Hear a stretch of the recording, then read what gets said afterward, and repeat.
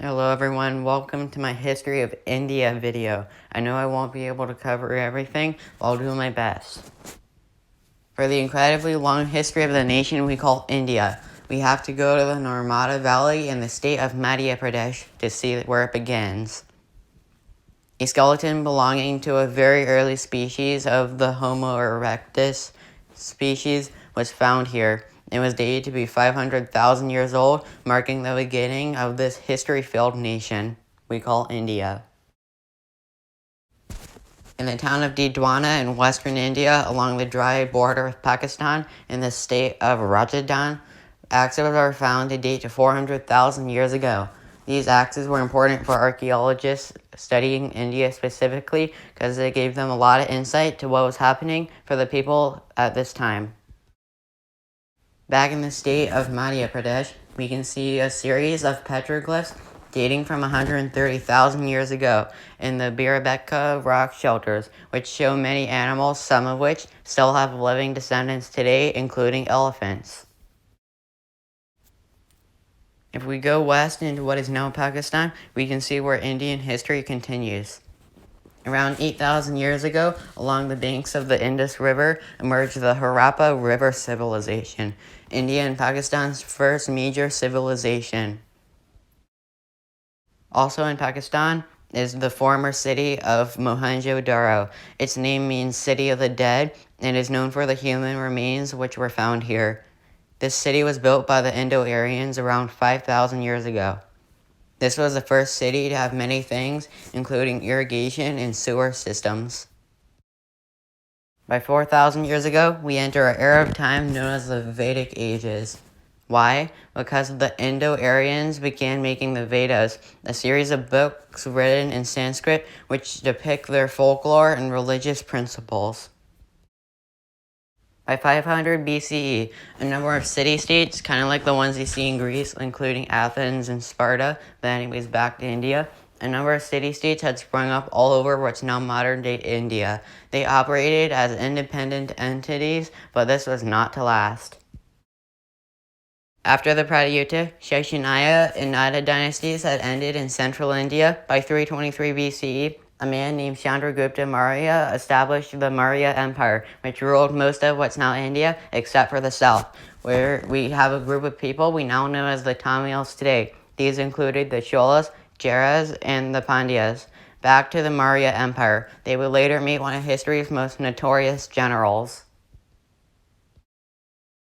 By 320 BCE, after a botched attempt to invade India, Alexander the Great was convinced to leave India by Chandragupta after he was given 100 elephants, which he would later use in his future battles in Europe.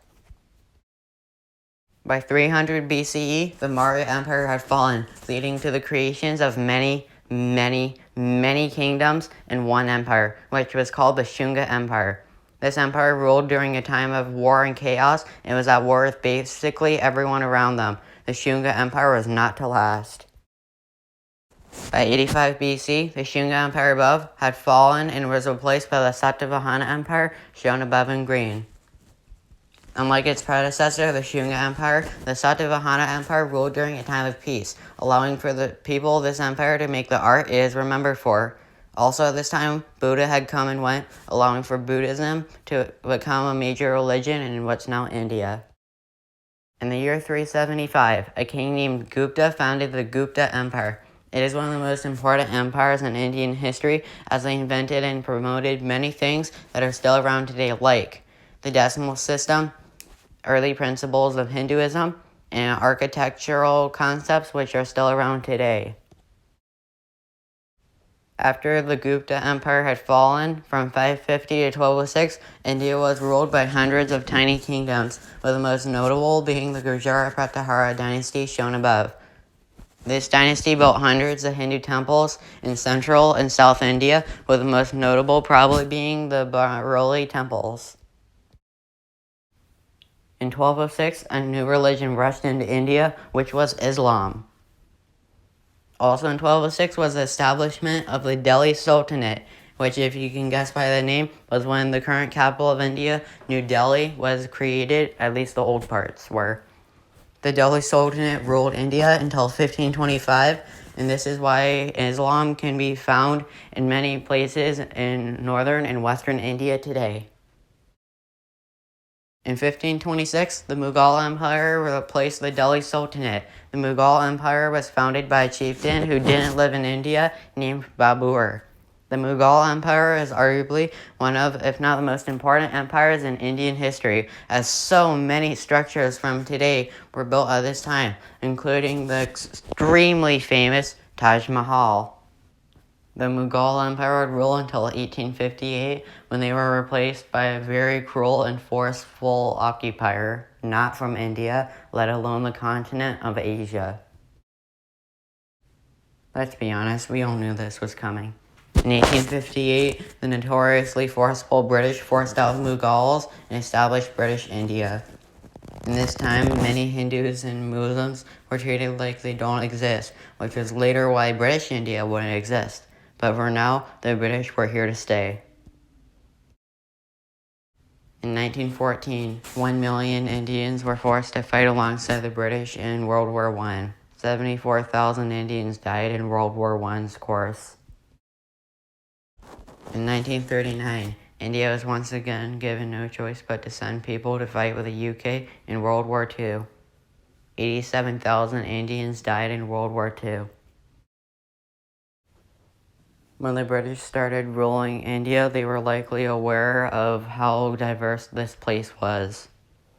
The diversity would later be erased in 1947, when everyone was united by one common goal: to end imperial rule in India. In 1947, the Indian independence movement began, with many notable people campaigning for Indian independence, most notably being Gandhi, who would later be assassinated by Hindu extremists in 1948.